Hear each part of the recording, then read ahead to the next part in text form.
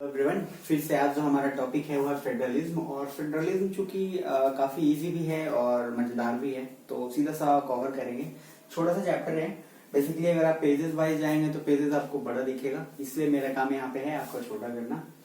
तो बेसिकली यहाँ पे देखिए टॉपिक्स मैंने सेग्रीगेट किया है। एक तो बेसिकली उसका बेसिक सा चीज है जिसमें डेफिनेशन वगैरह थोड़ा कवर करेंगे टाइप से। फिर इसमें एक क्वेश्चन पूछता है कि what makes India federal government, और फिर डिसेंट्रलाइजेशन। उसके अंदर और भी छोटे छोटे टॉपिक्स हैं जो इंपॉर्टेंट है। आपको कुछ पहले से ही चीजें बनाई हुई दिख रही होगी। सिंपल रीजन है, चीजें छोटी होती हैं और ये चीजें आपको देखी पहले आराम से समझ में आ जाएगी, इसलिए मैं टाइम को रिड्यूस करने के लिए चीजें ऑलरेडी कर देता हूँ। जहाँ पे चीजें छोटी छोटी हो और जहाँ समझाना हो, जैसे लाइट चैप्टर हुआ, न्यूमेरिकल्स हुए, वहां पर चीजें करना पड़ता है। खैर, हम जो स्टार्ट करते हैं फेडरेशन का, तो उससे जनरली क्या है, फेडरलिज्म का डेफिनेशन आपको बुक में भी मिल जाएगा। तो पहले इसके मीनिंग समझ लेते हैं। मैंने यहाँ पे लिखा क्या है वो समझिएगा। Federalism is a system of government in which power is divided between central authority and various constituent units of the country. सबसे फर्स्ट फेडरलिज्म का मीनिंग ये होता है कि आपके पास क्या है, एक सेंट्रल गवर्नमेंट है। लेट से आप ऐसे समझिए कि prime minister is a central government power. तो प्राइम मिनिस्टर जो है एक सेंट्रल गवर्नमेंट में ऑपरेट कर रहे हैं, ठीक है। अब प्राइम मिनिस्टर ने क्या किया, पावर को डिवाइड किया अलग अलग चीजों से, जैसे थोड़े से स्टेट के पास और या फिर कोई भी other units of the constitution. मतलब कहने का है मेरे पास पावर है, मैं सेंट्रल हूँ, मैंने अपने पावर को डिवाइड किया बिटवीन डिफरेंट लाइक स्टेट्स और डिफरेंट लोकल बॉडीज के साथ। तो वो चीजें हैं आपका फेडरलिज्म। सबसे पहले याद रखना, जब डिसेंट्रलाइजेशन कहूंगा तो वहां पे एक अलग चीज आएगी, क्योंकि वहां पे मैंने डेफिनेशन भी आपको लिखा है, पहले ही समझ लीजिए। डिसेंट्रलाइजेशन क्या है, when power is taken away from the central and state government and given to local government is decentralisation. ध्यान से समझिएगा।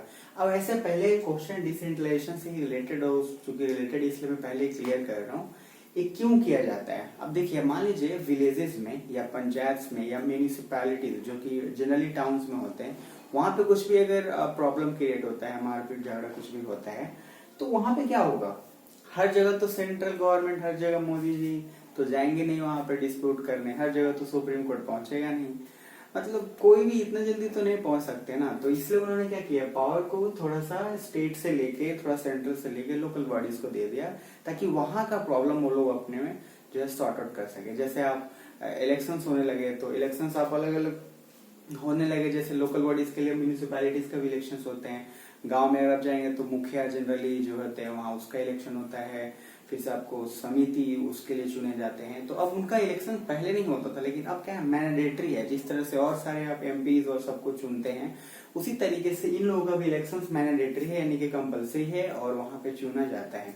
ये बेसिकली इसलिए किया गया ताकि सब कुछ एक साथ स्मूथली काम हो सके, किसी एक पर्टिकुलर अथॉरिटी पे पूरा प्रेशर नहीं है, जो कि पॉसिबल भी नहीं। इतना बड़ा पॉपुलेशन है इंडिया का, इतने सारे डाइवर्सिटी है, इतने सारे रीजन्स हैं, इतने सारे उसके आप कह सकते हैं कि स्टेट्स, अलग अलग चीजें, अलग अलग फिर लोकल बॉडीज, पॉसिबल ही नहीं है कि एक सेंट्रल गवर्नमेंट सबको ऑपरेट कर पाए।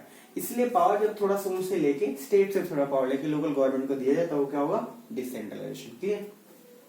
अब इसमें जो फेडरलिज्म की हम जो बात कर रहे थे, तो उसके अंदर देखिए जनरली दो चीजें इंपॉर्टेंट है जो आपसे बार बार पूछा भी जाएगा।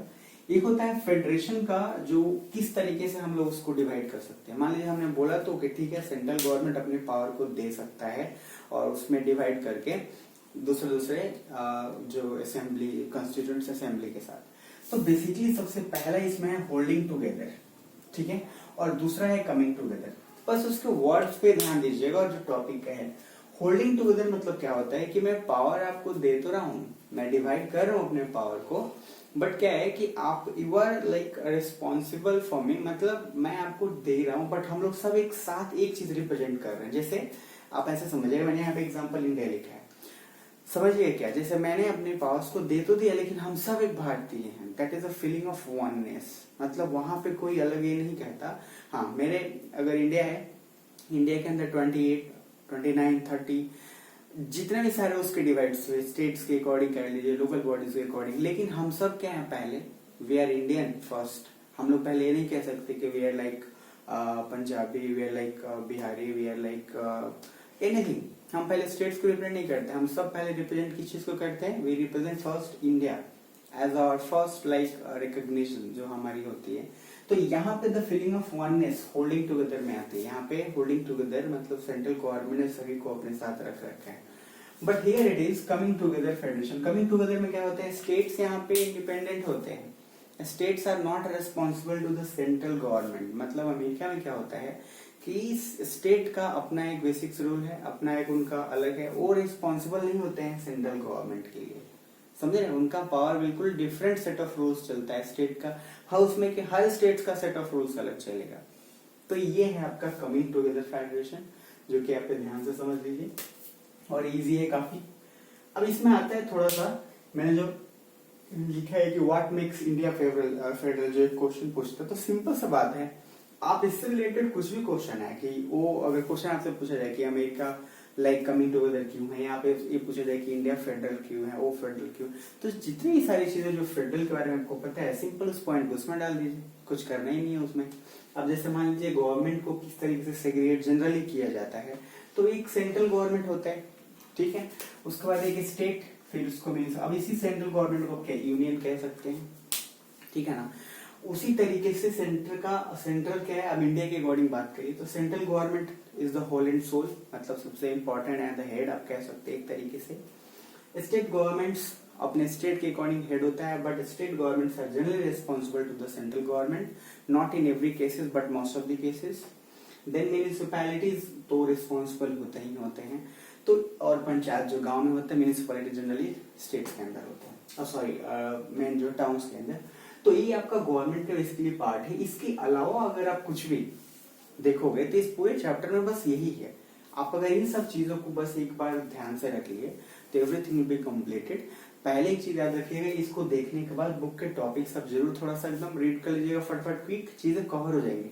रीड करने के लिए मैं इसलिए बोल रहा हूँ ताकि उसमें छोटे छोटे पार्ट्स, हालांकि इसके अंदर आपको जब आप रीड करेंगे तो जितने भी सारे पार्ट्स हैं आप उससे रिलेट करके इजीली समझ लेंगे, और आई थिंक आपको टाइम ही नहीं लगेगा, एकदम फटाफट आप कर लेंगे, ठीक है ना।